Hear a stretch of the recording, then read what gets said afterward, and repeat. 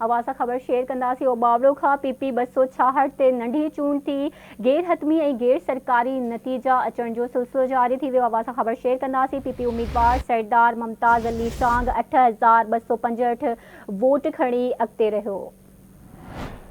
आवाज़ ख़बर शेयर कंदासीं। ब्रेकिंग न्यूज़ आहे। ओबावड़ो खां पीपी 266 ते नंढी चूंड थी आहे। गैर हतमी ऐं गैर सरकारी नतीजा अचण जो सिलसिलो शुरू थी वियो आहे। आवाज़ खे अपडेट ॾेई रहिया आहियूं। पीपी उम्मीदवार सरदार मुमताज़ अली चांग 8265 वोट खणी अॻिते रहियो। आवाज़ ख़बर शेयर कंदासीं। नून लीग जे उम्मीदवार सफदर खान लगारी खे 4203 वोट मिलिया।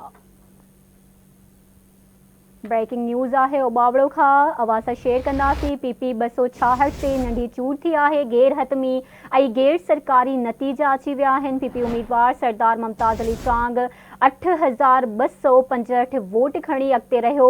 नून लीग जे उम्मीदवार सफदर खान लगारी खे 4203 वोट मिलिया।